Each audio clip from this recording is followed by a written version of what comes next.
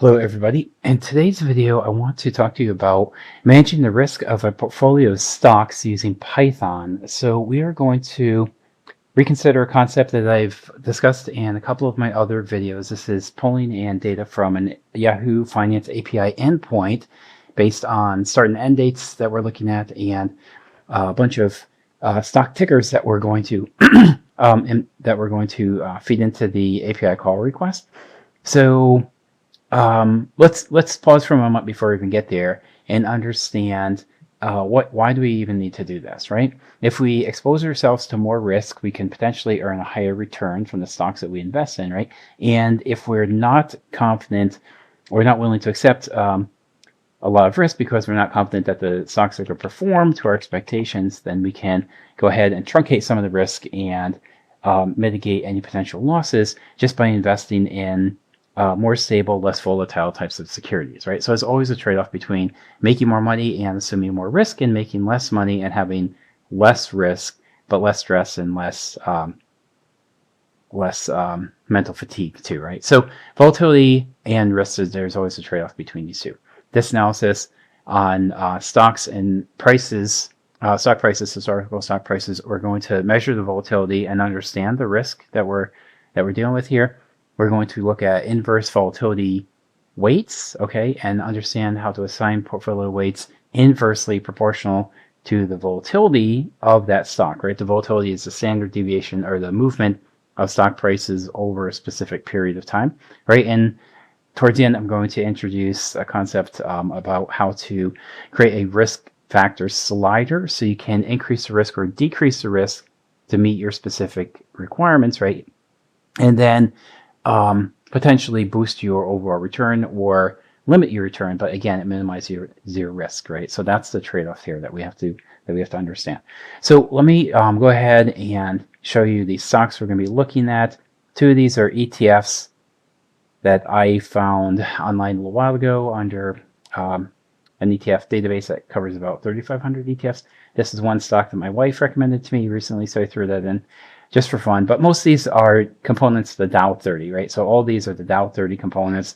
We are pulling information from this library right here, Pandas Data Reader, okay? So I think I said it comes from Yahoo Finance. This is Pandas Data Reader at this point. I think the two are synonymous, or they might share data. I think they're going to give you essentially the same thing. So two different ways to skin the cat here, so to speak, okay?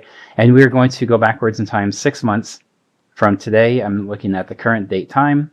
That is right now, and I'm going backwards 6 months from now. So this is somewhat arbitrary. You can go back 3 months, 6, 12. You can go back a couple of years. You can go back many years, 5, 10 years, whatever suits you. I think 6 months is realistic, and it is somewhat arbitrary. There's no really method to this madness, but I think 6 months is good because you're going to capture some historical volatility, and you're going to get a good understanding. You can have a good understanding of what has been happening in the market for the past half year, given different geopolitical events, the price of oil, different political climates in different countries, right? Things like this, economic conditions in different countries.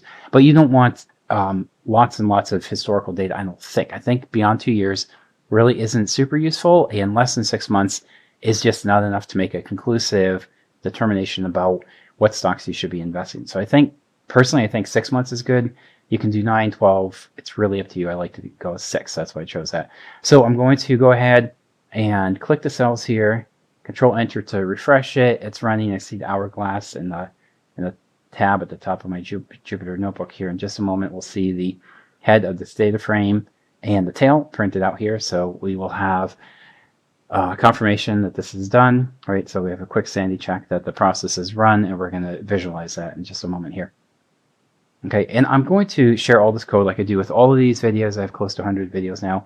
I always save the code in HTML format and post that with the video, so you'll have everything you need. You don't have to make a lot of notes or understand all the details of what's going on here. You can do that a little bit later when you have some free time. The point of this video is just to introduce the concept, take you through from the beginning to the end how everything works, and just give you a general overview of things. When you have more free time, you can settle in, have a nice cup of coffee or Diet Coke or whatever you want, and then dig into the code and explore it and deconstruct it and then reconstruct it and understand all the details of what's happening. But the video is not going to go into every single detail here just because there's not enough time for that. And I think a lot of people get bored and would lose people. So I try to keep all of these instructional videos pretty crisp and pretty tight for the most part. I want to just gloss over it and just say, here's code, run it, and you're done.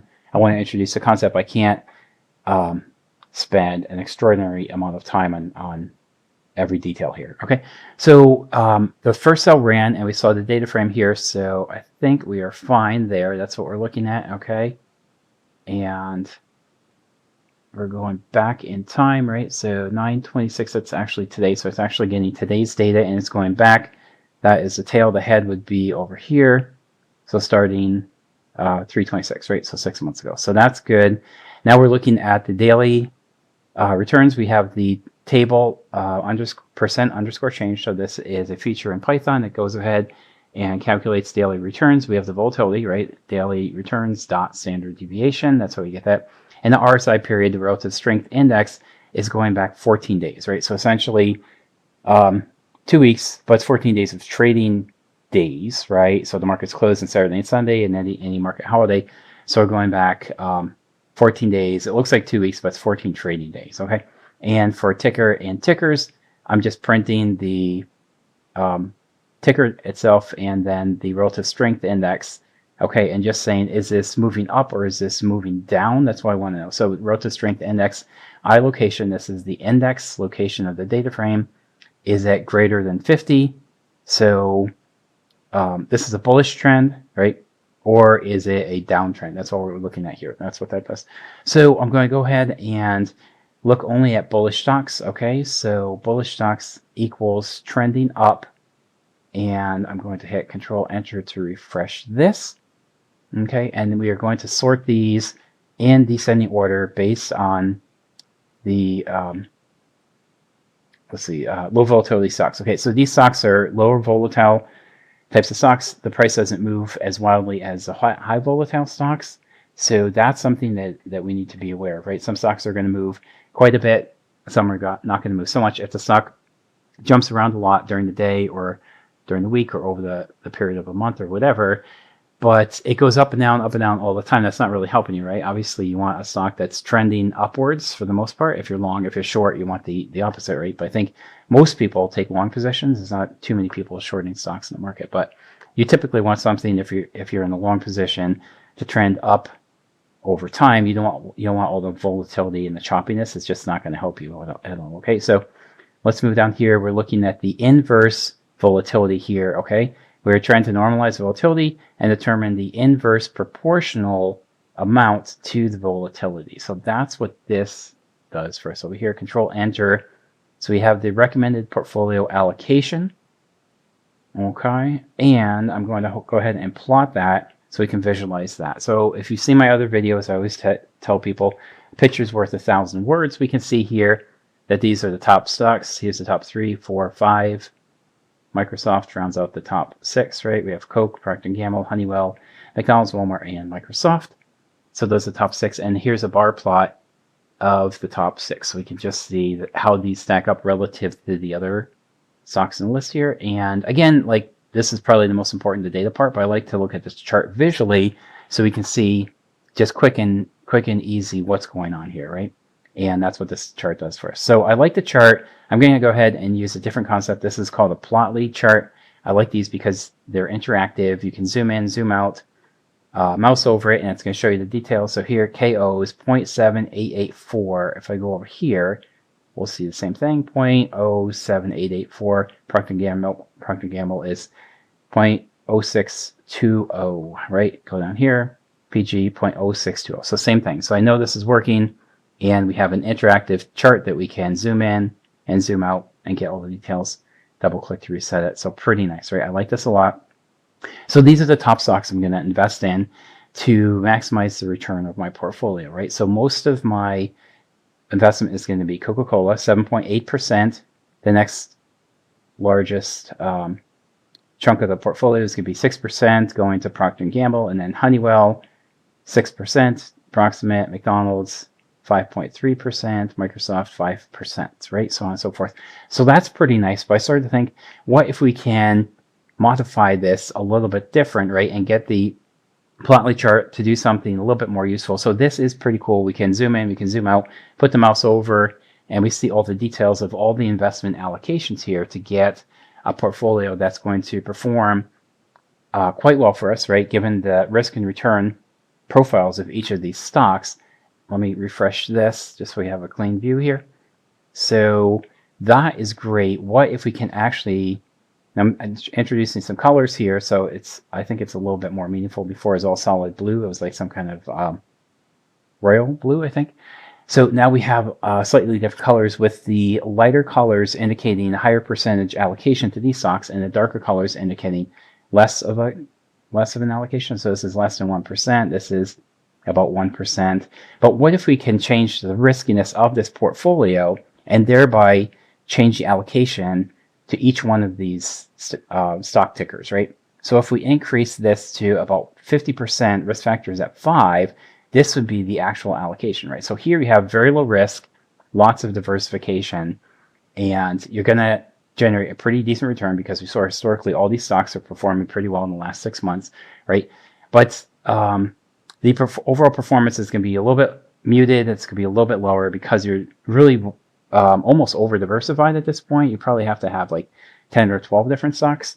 You don't need probably 30 different stocks to put into your portfolio, right? So we can sort of truncate which stocks are added to the portfolio, or the amount added to each portfolio. So here we have 7.8% in Coca-Cola. If we increase the risk to 5, now we have 38% in Coca-Cola. And if we put the risk up even higher, 8%, most of the portfolio, 66%, is invested in Coke, right? If we go up to 10%, we have almost 80% Coke, 7% Procter & Gamble, Honeywell, McDonald's, and these are de minimis over here. So less than 1%. Anything 1% or less, I wouldn't even deal with it. This would be the portfolio to maximize your returns.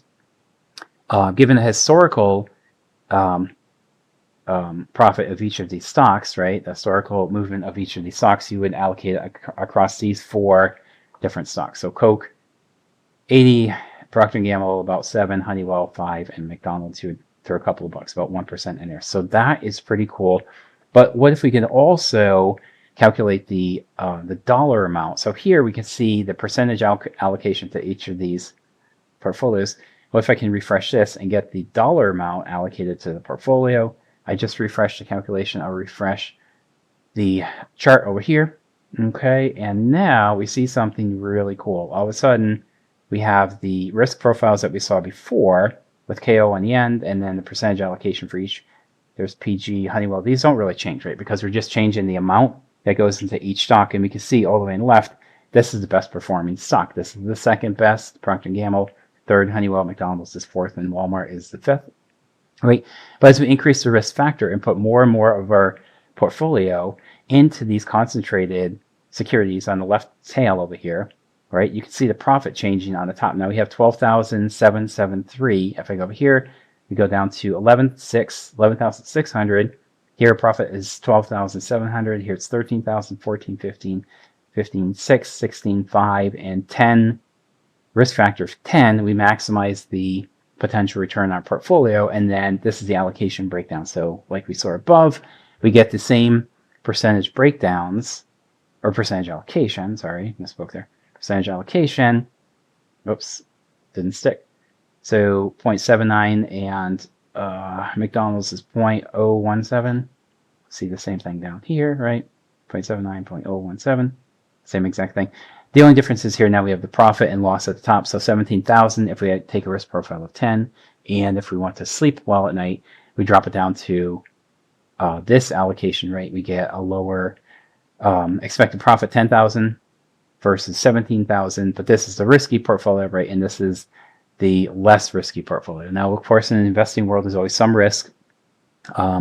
There's always some risk exposure. There's no free lunch. There's no guarantee of anything whatsoever. And this is not investment advice, by the way. So don't take this as absolute truth. This is how the concept works, and the math and the statistics are sound, and the overall investment strategy is very solid. But don't invest in this expecting to make money and then you lose money and you get mad at me and come back and try to sue me. That's not going to work, because I'm not going to recommend this as an actual investment advice. I'm just showing you how the concept works. I'm showing the math, the statistics, the computer science, and the underlying financial principles of how this works. Okay, so that's what that is. It's not investment advice. I'm just showing you how the methodology works. So that's it. So we have the interactive portfolio allocation. Plotly charts are very interactive. You can run your slider, zoom in, zoom out, put the mouse over, and the bubble will pop up and give you all the details. So I think that is pretty cool too. What kind of strategic insights have we gained here? Risk management, certainly, right? How to minimize risk or maximize risk and minimize the potential return or maximize the overall potential return. But this is backward looking and it's historical, right? So going into the future, there's no guarantee this will continue to work out this way.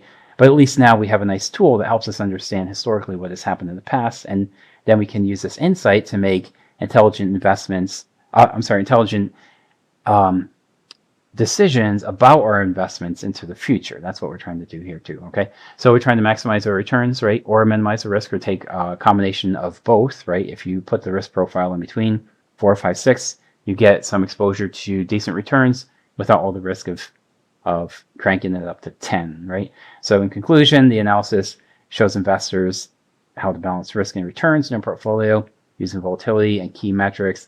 By moving the interactive tools left and right, you can increase or decrease your risk exposure and then increase your ability to make intelligent, informed decisions about your financial goals and your overall appetite for risk, right? So these are the topics that we addressed today. Hopefully you learned something new. I learned a couple new things when I put this script together, so I always like to learn new things and share it with other people when I make these discoveries. So that's about it. I'm going to download the source code and share it with everybody and post this video later today. Thank you so much for your time, and enjoy the rest of your day, everybody.